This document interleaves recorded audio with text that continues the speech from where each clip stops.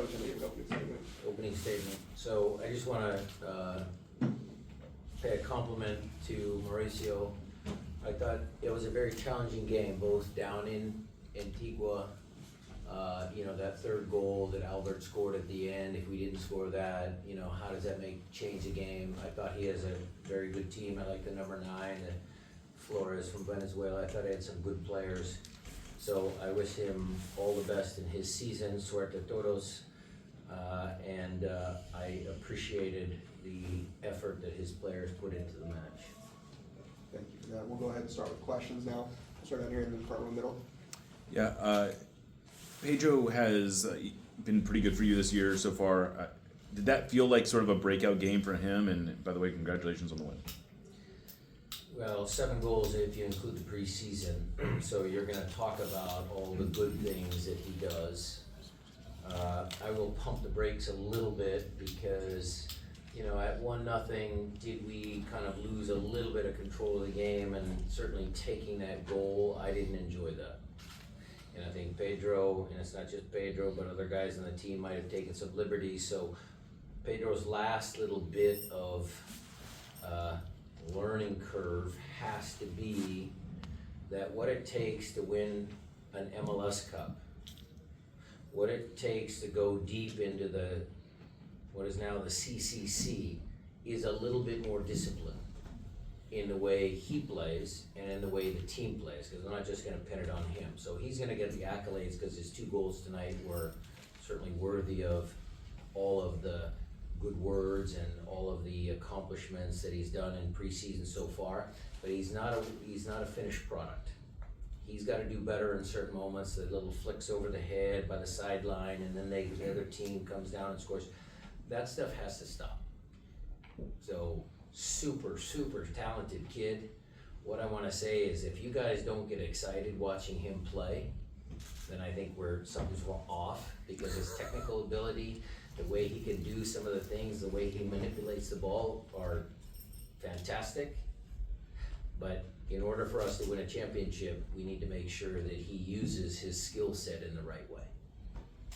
Okay, we'll continue front row middle here. Coach, we've been praising the depth of the team. Today you switch out your pivots. You had JP and Danny Leyva there. It seemed like their positional integrity and the distribution of the ball was very clean. So I wanted to get your take on their overall performance today and how important they were for the result. Credit to Craig for giving me a talented team, and again, credit to Adam and the fitness staff. Both JP and Danny Leyva were ready for this opportunity. I thought they had a really good game.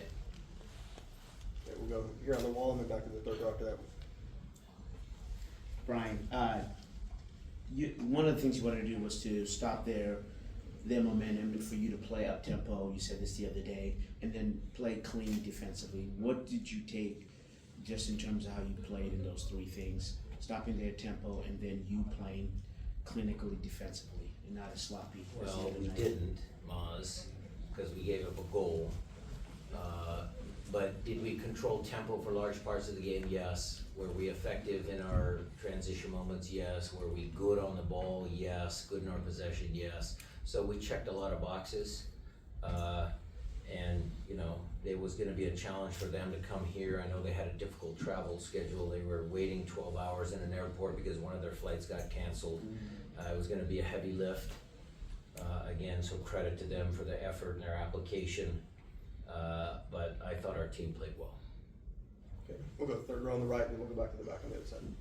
Coach, you had an opportunity to, throughout your career, face some of the Central American teams and have not only seen their growth, but gotten an opportunity to test your players with a different level of talent, aggression, and at times grit. Can you tell us, aside from the obvious, which is advancing, what are the benefits that MLS benefits off of being included in this challenge?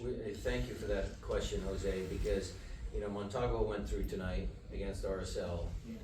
Antigua tonight, again, what are the lessons that I give to those players that we discussed before this game, that we discussed before their game? Those young men are playing for their lives, their livelihood. they are trying to get themselves in a better place in life. And the effort and the application of what they try and do is what some of our players need to understand, because it was clearly evident by the way our opponent played. Okay, we'll go on your left in the very back.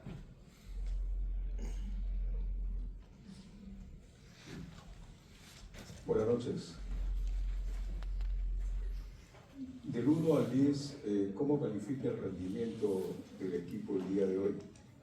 Y considerando que Cruz Azul es un equipo bastante superior a Antigua, ¿qué modificaciones piensa hacer tanto en el equipo como en el sistema de juego?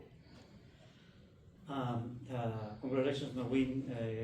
From 1 to 10, Gracias. from 1 to 10, how would you rate the effort that the game that the team had today? And then, considering that Cruz Azul is a stronger opponent, arguably, what modifications or changes in the strategy would, at the team level and the strategy level, would you have for that game? 1 to 10, I give my team a good grade. I think we can do things better. Cruz Azul is a very good team. We have not played Cruz Azul before. We played Monterrey, we played Santos, we played America. We played a lot of Mexican teams, but we have not played Cruz Azul. So we are looking forward to that. They are an exceptional team. What I would tell you is that I'm very proud of this team, because we have done well traditionally in this tournament. We have been undefeated in 11 games. I know there's a lot of draws, but we've had a good record so far. We're the only team in MLS that has won this tournament in 2022. So we are looking forward to the challenge. The players are already talking about it in the locker room, about the next chapter, and we'll see how that plays out. En términos de cuánto sería mi grado para el equipo, en realidad les doy un buen grado, pero siempre hay oportunidad para mejorar. La verdad es que con respecto a la otra pregunta, no hemos jugado nunca contra Cruz Azul, hemos jugado contra muchos otros equipos mexicanos, pero nunca contra Cruz Azul. Entonces tenemos mucho entusiasmo en jugar con ellos por primera vez y aprender acerca de la oportunidad. Ahora, estoy muy orgulloso de mi equipo, de nuestro equipo y cómo está jugando. Sin embargo, bueno, hay una serie de estadísticas que nos acompañan, como por ejemplo el hecho de que no hemos perdido en los últimos 11 partidos en esta competencia, que somos los únicos de la MLS que ha logrado ganar esta competencia también, y vamos a utilizar todo eso para poder continuar mejorando en los siguientes partidos. What would you say about Arreola and Ferreira's connection and their play today? Well, you can see their connection on the first goal, obviously. They played together a lot, so they know tendencies and all that sort of stuff. Again, I will credit Craig bringing the two players here. They're super talented players. And I think you got a glimpse of Jesus. Paul's got a couple of goals, so he might get a little bit more press, but I thought Paul had a very good game tonight. He could have had 3 or 4 assists, so I thought he was very good tonight. Okay, we'll do 2 last ones here on the aisle, and then on the side of the front row. Coach, congratulations on the win. Want to get your take on the Reagan and Yamar duo and what's been going well for the team, other than the obvious reasons of the good defensive record. Well, they didn't make the mistakes they made against Charlotte, if that's what you're asking. I thought both of them were very good. I was happy to give Yaimar a little bit of a break. I would have made that sub at halftime. But, again, credit to Antigua for making the game a little bit more challenging, because we have to find some rotation for those two guys, and it's sometimes hard to get a rotation in with 2 important pieces of the team. So Yaimar and Jackson both had strong games tonight. Va a ser en español la pregunta. Felicitaciones en el triunfo, Coach Brian. Entendemos que tiene varios partidos en poco tiempo y la rotación de jugadores está presente, pero me gustaría preguntarle qué se necesita para que un jugador joven de los que tienen en la escuadra pueda ser titular, y me refiero al caso de Dani Leiva, que el día de hoy, en mi opinión, tuvo un muy buen juego. Coach, congratulations on the win. We understand that there are many games coming into these next few weeks, and I would like to understand what is your rotation plan for the players. And specifically, I would like to also understand what is what needs to happen for a young player to become a starter. In particular, I'm asking about Dani Leiva, who had a great game tonight.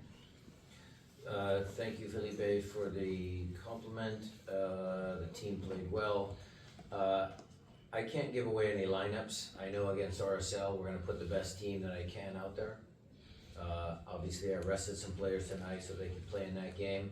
Against Cruz Azul, how are we gonna line up there? We have another game, LAFC at home. It's gonna be challenging.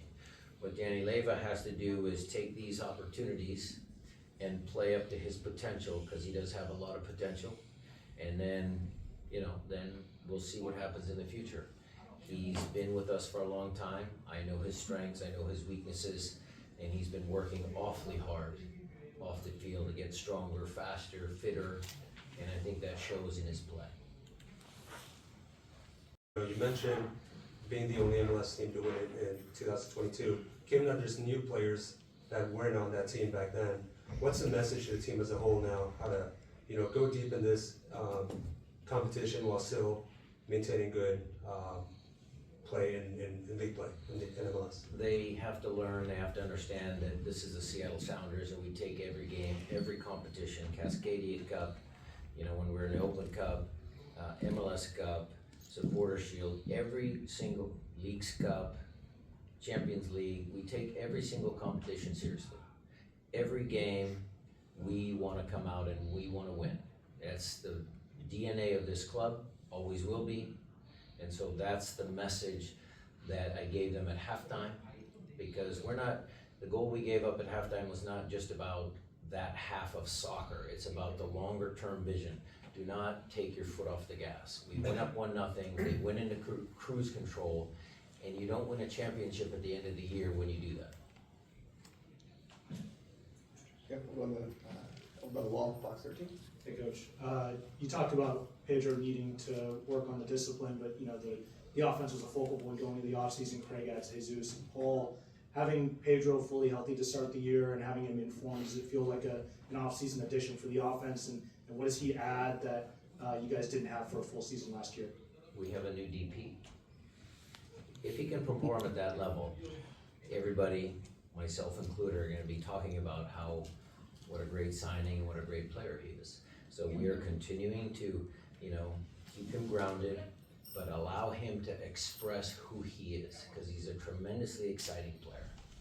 And I think all of us can see it. So let's just see how the rest of the season goes, but he certainly started off on the right foot.